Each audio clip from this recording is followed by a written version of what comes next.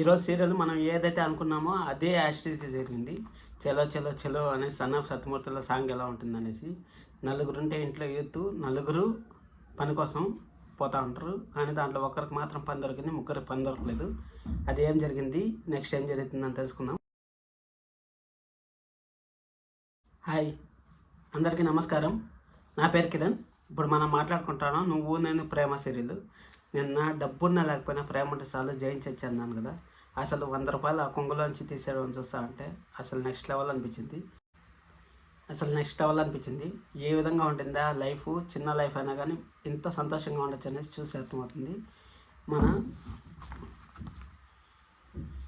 ఆర్య పని దొరికింది. ఆర్యకి డెలివరీ బాయ్గా చేస్తున్నాడు. ఆర్య వాళ్ళ భార్య కూడా ట్రై చేస్తుంది కానీ దొరకట్లేదు. మన పద్మావతి కూడా ట్రై చేస్తూ ఉంది. ఆ పద్మావతి విషయంలో ఒక చిన్న మిస్అండర్స్టాండింగ్ జరిగింది. అదేమనేసి మాట్లాడుకుందాం. అదే మన విక్కీ అంత స్టేజ్ నుంచి ఖచ్చితంగా అంత స్టేజ్లో ఉండేవాళ్ళు ఎవరన్నా సరే ఉద్యోగం చేసుకోవాలనుకుంటే ఖచ్చితంగా 1-2 సార్లు ఆలోచిస్తారు. ఆ విక్కీ కూడా ప్రాబ్లం జరిగింది. అదేం ప్రాబ్లం జరిగింది, ఎక్కడ జరిగింది అనేసి ఇన్డెప్త్ రివ్యూలో తెలుసుకుందాం. మన ఛానల్ని నేను నిన్నే స్టార్ట్ చేశాను ఇది సీరియల్ స్టార్ట్ చేయడం, కానీ ఇంతలా రెస్పాన్స్ వస్తుందని అసలు అనుకోలేదు. Thank you so much. ఇంతలా రెస్పాన్స్ చేస్తున్న ప్రతి ఒక్కరికి థ్యాంక్ యూ సో మచ్. సరే అనేసి ఇంకా నిన్న వాళ్ళు డబ్బులు ఆ కొంగులోంచి 100 రూపాయలు తీసిచ్చింది. ఆ 100 రూపాయలు పట్టుకొని మన విక్కీ జాబ్ కోసం అనేసి పోతూ ఉంటాడు. జాబ్ కోసం అని కార్లో తిరిగి బంగ్లాల్లో తిరిగేవాడు అలా జాబ్ పోవడం మీకు కూడా చూడడం కష్టంగానే ఉంటుంది, కానీ చూడాలి ఖచ్చితంగా.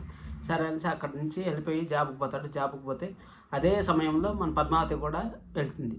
పద్మావతి కూడా ఈ విధంగా వెళ్తుంది. ఆర్య ఆల్రెడీ డెలివరీ బాయ్గా చేరిపోయాడు. ఆర్య డెలివరీ బాయ్గా చేరిపోయి ఆల్రెడీ డెలివరీ ఒకరికి చేస్తే వాళ్ళు 20 రూపాయలు టిప్ కూడా ఇచ్చారు.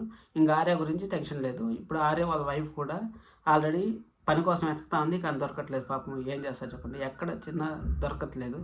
సరే అనేసి ఇంకా మన పద్మావతి ఆఫీస్కి వెళ్ళింది కదా. ఒక ఆఫీస్కి వెళ్తే అక్కడ ఆఫీస్లో మేనేజరు మిస్బిహేవ్ చేస్తే ఏం చేస్తారంటే అన్ని పోస్టులు ఫిల్ అయిపోయాయి, నైట్ ఏమైనా వస్తావా, గెస్ట్ హౌస్కి రావాలి, ఆఫీస్కి కాదని కొద్ది మన పద్మావతి ఒక రఫ్ ఆడిస్తుంది. అసలు సూపర్గా అనిపించింది.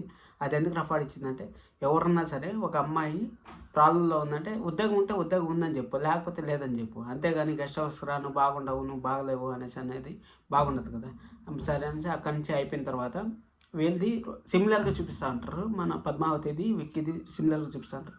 విక్కీ ఒక ఆఫీస్కి పోతారు. ఆ ఆఫీస్లో ఉద్యోగాలు ఉన్నాయి సార్, కానీ నేను మీ ఇన్స్పిరేషన్ అంటే ఈ విధంగా నేను మిమ్మల్ని చూసి ఎదిగాను, మీరు నా కింద పనిచేయడం నాకు ఇష్టం లేదనేసి ఉద్యోగం ఉన్నా కానీ విక్కీకి అది కరెక్టే కదా. ఇప్పుడు ఉద్యోగం ఇచ్చారనుకోండి, ఆయన పై స్టేజ్లో ఉంటారు. పై స్టేజ్లో ఉండే వాళ్ళు కింద స్టేజ్కి ఉద్యోగం ఇచ్చినారంటే వాళ్ళు ఏమన్నా ఒక మాట అనాలన్నా ఏమన్నా అనాలన్నా కానీ ఎవరికైనా బాధ ఉంటుంది. అందుకోసం అనేసి వాళ్ళు ఉద్యోగం ఇవ్వలేదు. ఉద్యోగం ఇచ్చిపోయినా కానీ విక్కీ ఏమాత్రం భయపడట్లేదు, ధైర్యంగా ఉంటాడు. ధైర్యంగా ఉంటే అక్కడ పోయేసి ఫుల్ ఎండ వస్తా అంటే ఆ సాంగ్ ప్లే చేస్తారు. ఆ సాంగ్ ప్లే చేసినప్పుడు సరే అనేసి అక్కడి నుంచి పోతాడు. పోయేసి ఒక టీ అంగడి దగ్గర పోయి మొహం కట్టుకుంటా అంటే అక్కడికి మన మురళి వస్తాడు. మురళి అసలు ఇంకా ఎంత క్షీణించాలో తొక్కాలనుకుంటా ఉంటాడు. మన విక్కీ ఫ్యూచర్లో అంత ఎదుగుతాడు, ఖచ్చితంగా చూసుకుని ఉండండి. విక్కీ నెంబర్ 1 అవుతాడు. ఎందుకంటే విక్కీ పుట్టకతోనే పెద్ద కోటీశ్వరుడు ఏం కాదు, చిన్నగా ఎదిగి అంత తోడయ్యాడు. కాబట్టి విక్కీ మళ్ళీ 0 నుంచి మొదలు పెట్టినా కానీ అబ్బా 1 రూపాయి ఇస్తాడు మన మురళి. అయినా కానీ ఒక్క రూపాయిని ఏమంటాడంటే ఒక డైలాగు, నేను సంపాదించిందే నువ్వు అనుభవిస్తున్నావు, ఆఖరికి ఈ రూపాయి కూడా నాదే, నువ్వు నా ముష్టెత్తుకుంటా ఉండవు అనేసి అనడము చాలా హైలైట్ అనిపించింది. రేవతి మా అక్క నీ దగ్గర ఉంది కాబట్టి నేను వదిలిపెడతా ఉన్నాను, అదే మా అక్కకి ఏమైనా జరగాలి నేను అసలు వదలను అనేది విక్కీ. అందుకోసం వాళ్ళ అక్క ఉంది కాబట్టి విక్కీ తగ్గున్నాడు. అదే కానీ వాళ్ళ అక్కకు ఏమైనా జరిగితే విక్కీ మాత్రం అసలు చెప్పాల్సిన పని లేదు, మీకు అర్థమైపోతుంది. రేపు ఎపిసోడ్ గురించి కూడా లైట్ తెచ్చేద్దాము. ఇంక వాళ్ళ అమ్మ వస్తుంది, మన పద్మావతి వాళ్ళ అమ్మ వచ్చేయండి అమ్మ, అందరూ ఇంటికి వచ్చేయండి, మా ఇంటికి వచ్చేయండి, వాళ్ళని వదిలేసి వచ్చేయండి, వాళ్ళ బాబాయ్ని వదిలేసి వచ్చేయండి అంటే పద్మావతి వెళ్ళిపోతే వాల్యూ ఏముంటుంది చెప్పండి.